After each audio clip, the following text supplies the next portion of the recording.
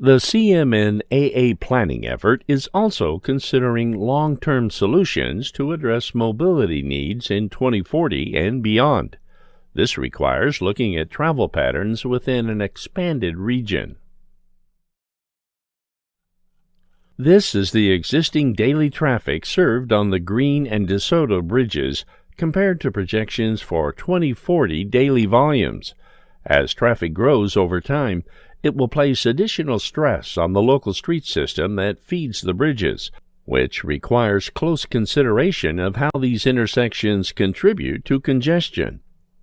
As we consider future needs, it is also recognized that the existing DeSoto Bridge is nearing the end of its service life and will be replaced within the next 10 years or so. Where is all this traffic coming from and where is it going? A closer examination of travel patterns shows that 33% of traffic using the Green and DeSoto bridges is regional through traffic traveling north and south over the bridges. Put another way, this amounts to 1 out of every 3 vehicles that are simply passing through without starting or stopping within the downtown areas of Bradenton or Palmetto. In addition to the DeSoto Bridge replacement, long-term needs require consideration of additional capacity across the Manatee River to facilitate north-south travel. The CMNAA study has explored a number of alternatives that include consideration of additional bridge crossings within one of 2 corridors to the east of the existing DeSoto Bridge shown here.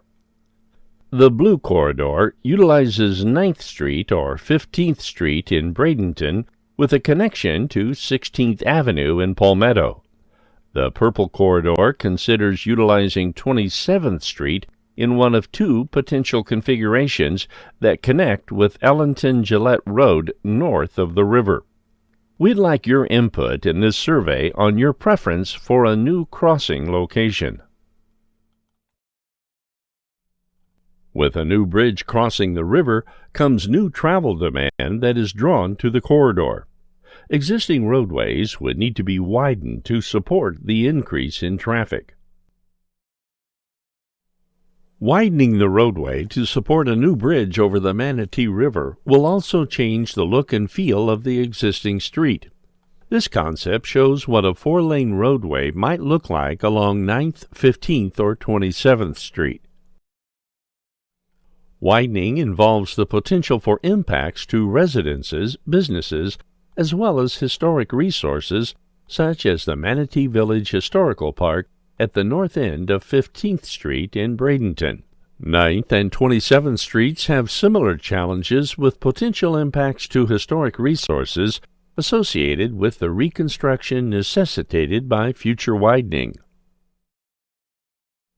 The more easterly option, shown in red, avoids historic resources and many of the community impacts associated with other alternatives.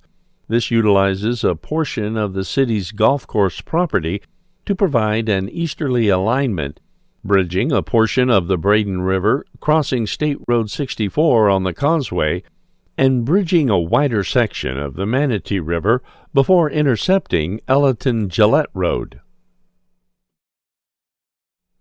With additional bridging and an alignment orientation through natural areas, this option introduces additional challenges with its potential to affect the natural environment, including a range of plant and animal species and their habitats.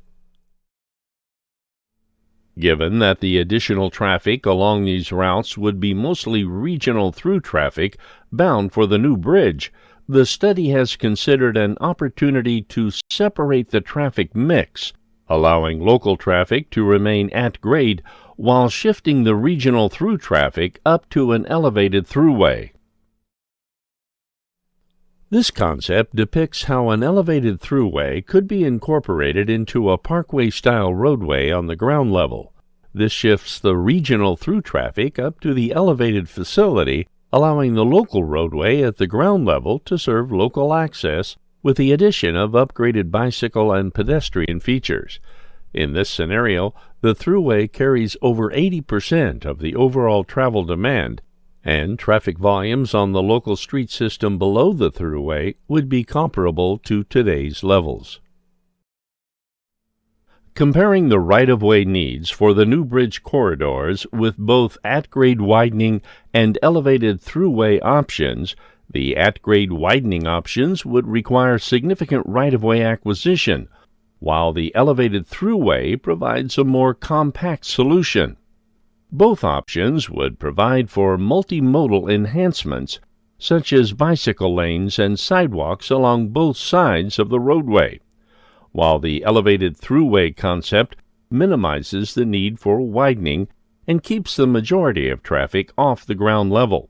This type of treatment may not be compatible within the residential neighborhood context of these existing corridors.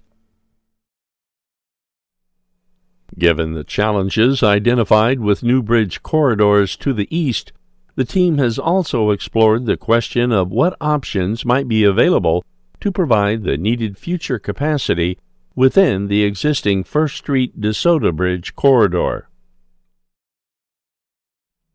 Both at-grade widening and elevated thruway options were presented for the new bridge corridors. A similar approach could be explored along First Street. Considering that a new third bridge aligned with 9th, 15th, or 27th Street would carry mostly regional pass-through traffic, options that include an elevated thruway would minimize traffic on the ground level within the community. In fact, since the thruway is simply conveying traffic between US 301 and the new bridge, it could serve the same function if it were shifted to First Street instead. This concept depicts an elevated thruway integrated within the median of the existing First Street or DeSoto Bridge corridor. Integrating an elevated thruway within this high-volume commercial corridor will slightly expand the existing roadway footprint, but does not present the same challenges associated with the other options to the east.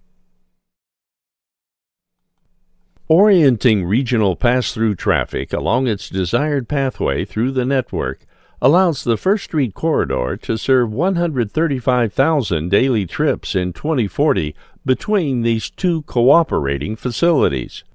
The thruway serves regional and longer-distance trips, while the local lanes on the ground level serve a robust volume of local traffic, which in this scenario would be about 11% more than today's traffic levels.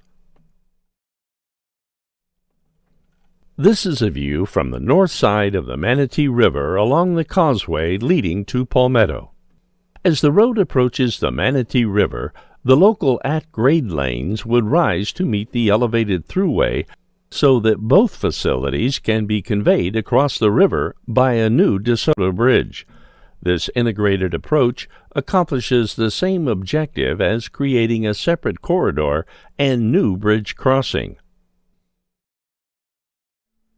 The exploration of possible alternatives to meet long-term capacity needs has also included consideration of an at-grade widening option for the First Street corridor. Traffic projections suggest the need for widening to at least 8 lanes along First Street, along with expansion of the DeSoto Bridge. The minimum right-of-way required for an 8-lane facility is 150 feet, which is approximately 45 feet more than the existing right-of-way width and about 30 feet more than would be needed to accommodate the elevated thruway option with 6 lanes along the at-grade portion of First Street. The exhibits compared here provides a general idea of the right-of-way requirements with either of these scenarios. At this point, it is understood that providing for future capacity needs with an at-grade widening option requires more right-of-way than a concept that integrates an elevated thruway. A future PD&D study would evaluate the specifics of these and other alternatives that may be identified as viable for further study. Each of the alternatives presented in this segment have been examined in detail within a side-by-side comparison that considers a wide range of evaluation factors. At this time, the intent is to carry all of the long-term options into a future Project Development and Environment PD&D study. We are continuing to gather public feedback and coordinate with community members and local governments as the CMNAA planning study is brought to a close. This will provide valuable perspective to allow the PD&D phase to pick up where this effort leaves off with all the options still on the table. Through the PD&D process, these alternatives and others that may be identified will be further analyzed in coordination with stakeholders to determine the best way forward for the community and all parties involved. No decisions will be made at this time specific to any one corridor or bridge alternative that addresses the long-term future capacity needs. To better assess the current sentiments of the community and traveling public, FDOT appreciates the input you provide via this survey regarding the new bridge corridors as compared with improving the existing DeSoto corridor. This slide provides additional perspective on the anticipated timing associated with the various bridge options. The need to replace the DeSoto Bridge is a given. The timing for this from the PD&D phase through the completion of construction would require at least 10 years.